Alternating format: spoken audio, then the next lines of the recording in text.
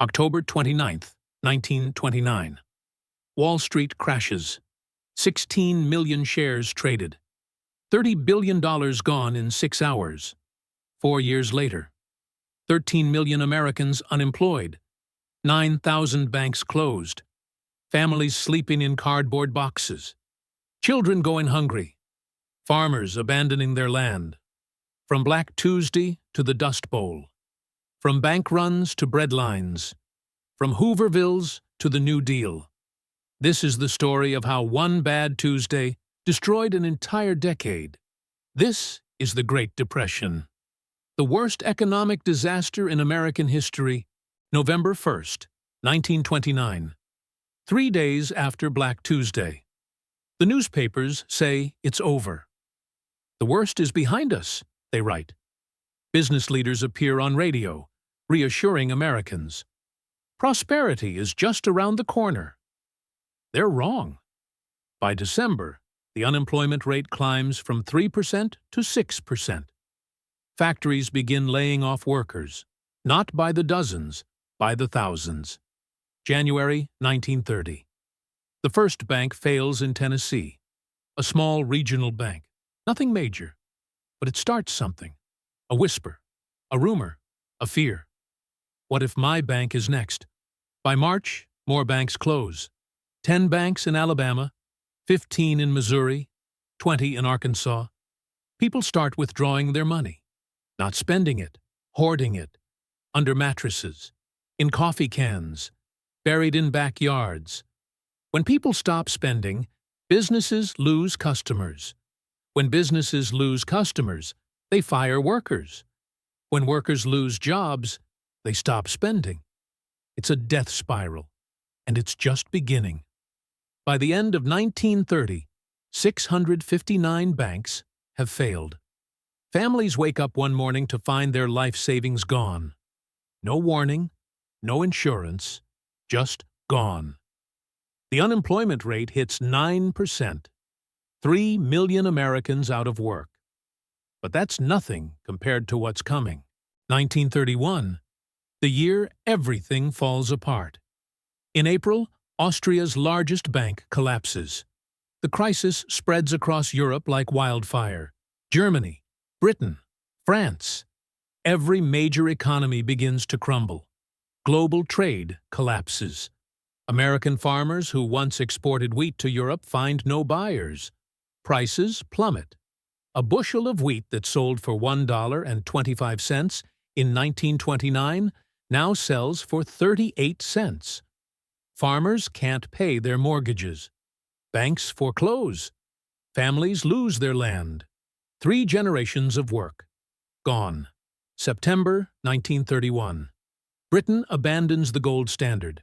Currency values fluctuate wildly. International trade, already dying, takes its final breath. In the United States, another wave of bank panics begins. This time, it's worse. Nashville. October 1930. A rumor spreads that Caldwell and Company, the largest investment bank in the South, is insolvent. Within hours, depositors line up outside every bank in Tennessee. They want their money. Now. But banks don't keep everyone's money in the vault. They lend it out. Invest it. When everyone wants their money at the same time, banks have to sell assets. Fast. At terrible prices. Caldwell and Company fails. 120 banks across the South go down with it. The panic spreads. By the end of 1931, 2,294 banks have closed. 5 times more than the previous year. The unemployment rate reaches 16%. 8 million Americans can't find work. Corporate profits collapse. $10 billion in 1929. $1 billion in 1932. A 90% drop. Industrial production falls by half. Factories that once ran 3 shifts now run none. Steel mills go silent. Assembly lines stop moving. In Cleveland, Ohio, the unemployment rate hits 50%. In Toledo, 80%. Desperation spreads. And then, nature itself turns against America. April 14, 1935. Black Sunday. A dust storm rises on the Great Plains. Not a normal storm. A wall of dirt 3 miles high, moving at 60 miles per hour, turning day into night. Farmers in Oklahoma look out their windows and see darkness approaching, a rolling black cloud that swallows the sun. They nail wet sheets over doors and windows, but the dust gets in anyway, into their lungs, into their food, into everything. This is the Dust Bowl. For 8 years, from 1930 to 1938, severe drought devastates the southern plains. Oklahoma, Texas, Kansas, Colorado, New Mexico. But the drought alone didn't create the Dust Bowl. Humans did. For decades, farmers plowed up millions of acres of native grassland. Grassland with deep roots that held the soil in place. They planted wheat instead. When the drought came, the wheat died. The topsoil, no longer anchored by grass roots, simply blew away. Black blizzards, they called them. Dust storms so thick you couldn't see 3 feet in front of you. Dust that reached as far as New York City. Dust that fell on ships 300 miles out in the Atlantic Ocean. Farmers watched their land literally disappear, blown away by the wind. What took nature thousands of years to create, destroyed in months. Agricultural losses reached $25 million per day. That's $570 million in today's money. Every single day.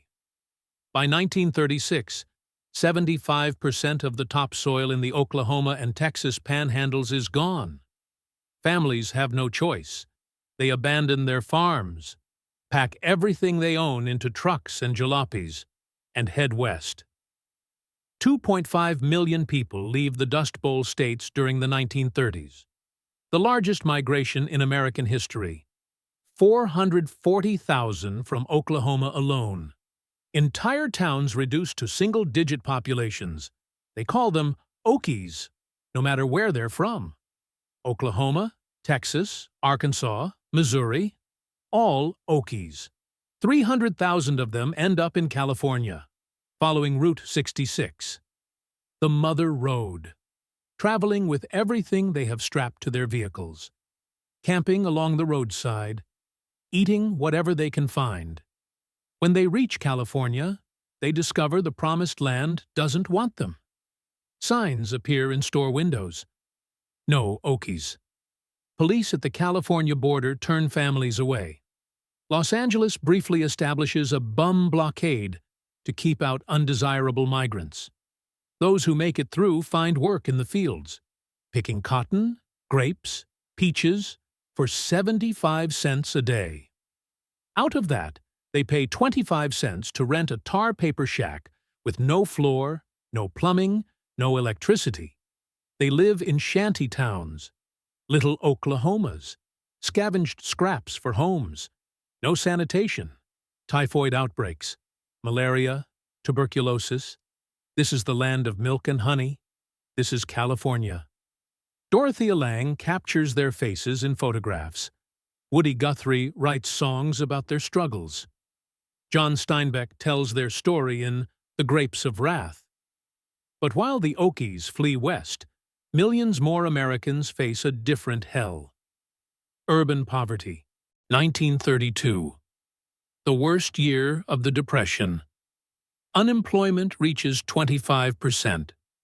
12.8 million Americans out of work. 1 in 4. But that number doesn't tell the whole story. It doesn't count people who gave up looking. It doesn't count women who aren't allowed to officially register as unemployed. It doesn't count those working part-time when they need full-time. The real number? Closer to 34 million people in families with no regular wage earner. Cities across America fill with Hoovervilles, shanty towns named mockingly after President Herbert Hoover. Cardboard boxes, scrap metal, packing crates, abandoned cars turned into shelter. In New York's Central Park, they appear. In Chicago, in Seattle, in every major city. People sleep on park benches, under bridges, in doorways. Entire families living in one-room shacks with dirt floors. Breadlines form outside soup kitchens. Men who once wore suits to work now stand in line for a bowl of watery soup and a slice of bread. Women who once threw dinner parties now beg for food to feed their children. And the banks keep failing. November 1930. The first banking panic. 800 banks close in 2 months. April to August 1931. The second banking panic. September 1931. The third. This one triggered by Britain leaving the gold standard. February to March 1933. The final panic. The complete collapse. In 4 years, 9,000 banks fail. Out of 25,000 that existed in 1929. More than 1 in 3. Depositors lose $140 billion. Life savings, gone. No insurance, no protection, no recourse. Rumors can destroy a bank overnight. December 1930. New York. A small merchant asks to sell his stock in the Bank of the United States. The teller advises him not to. He leaves angry, spreading rumors that the bank refused to give him his money. Within hours, a crowd gathers. Between 2,500 and 3,500 depositors withdraw $2 million that afternoon. The bank fails. It's the largest bank failure in American history. $200 million in deposits. Gone. By early 1933, banks in all 48 states have either closed or placed restrictions on withdrawals. President Hoover tries. He creates the Reconstruction Finance Corporation to lend money to failing banks. But it's not enough. Too little. Too late.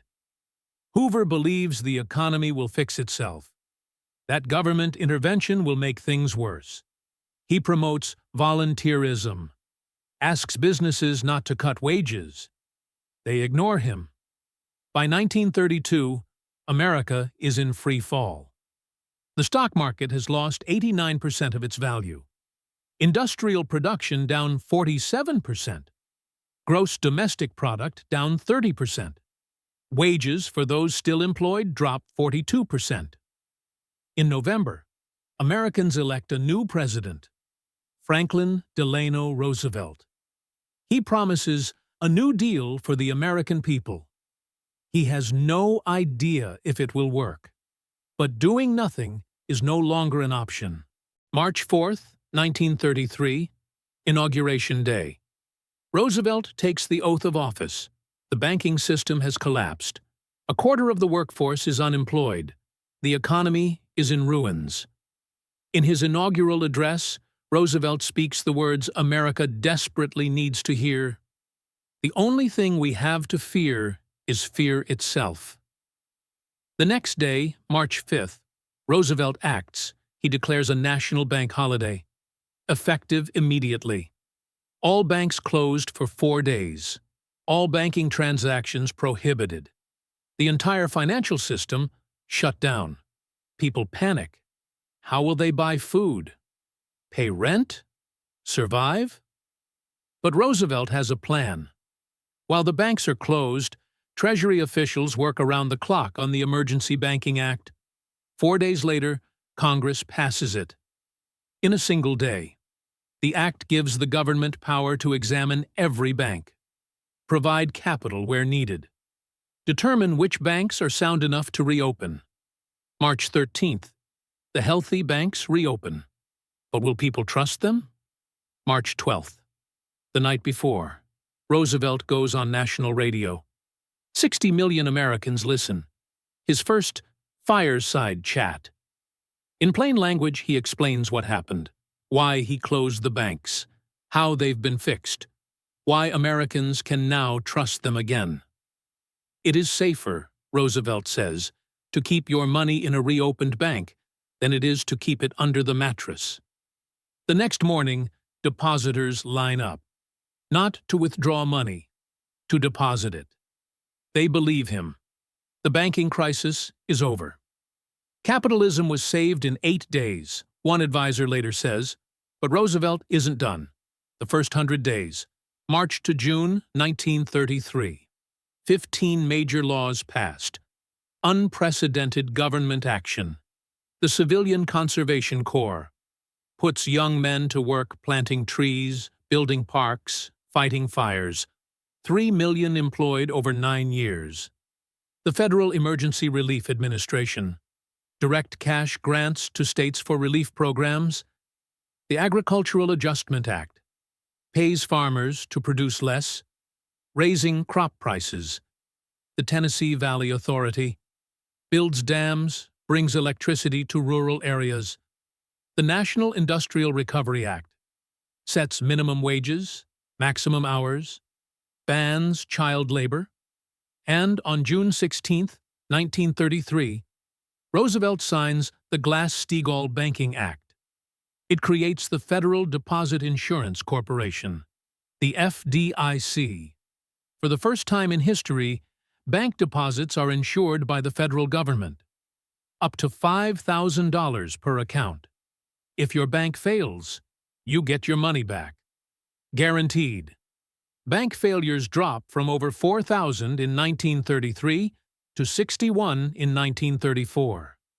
The reforms work. By 1935, the economy begins growing. GDP rises 9% per year between 1933 and 1937. Unemployment falls from 25% to 14%.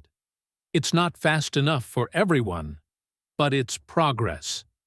Then, in 1937, disaster strikes again. Just when Americans think the worst is over, the economy collapses again. 1937. The recession within the Depression.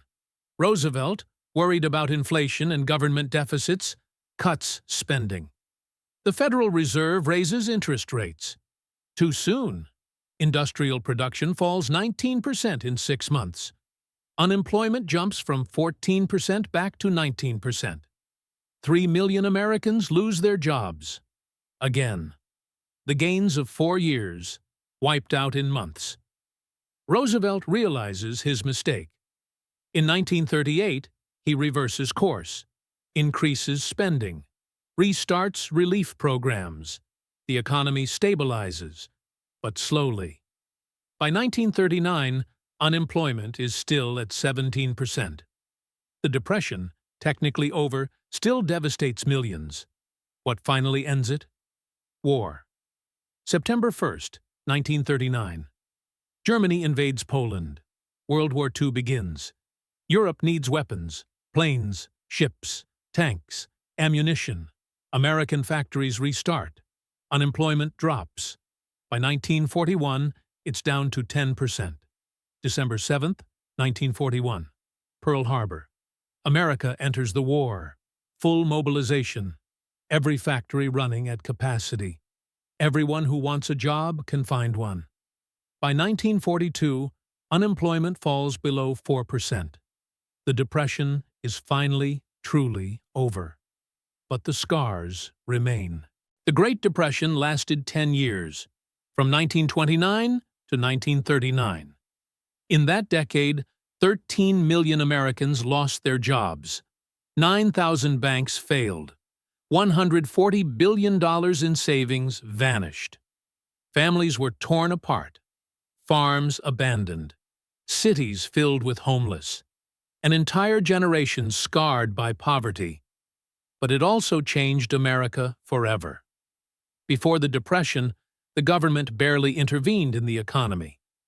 After, it became responsible for preventing economic collapse.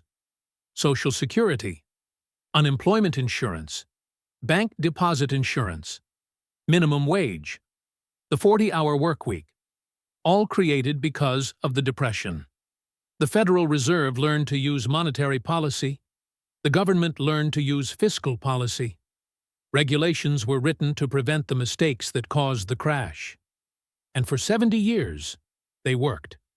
Until 2008, when many of those regulations were removed, when banks took risks again, when another financial crisis struck. The Great Recession wasn't as bad as the Great Depression.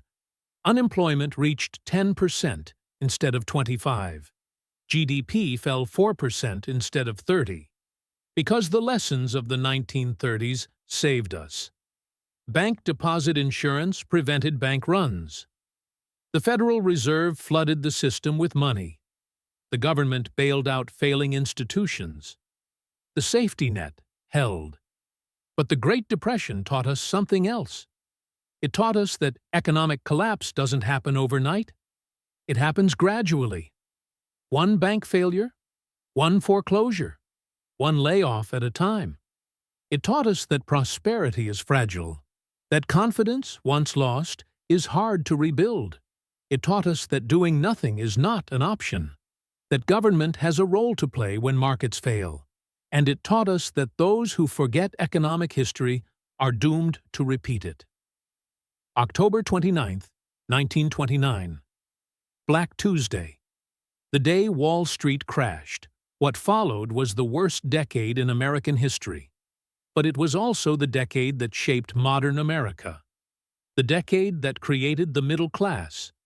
The decade that proved democracy could survive economic catastrophe.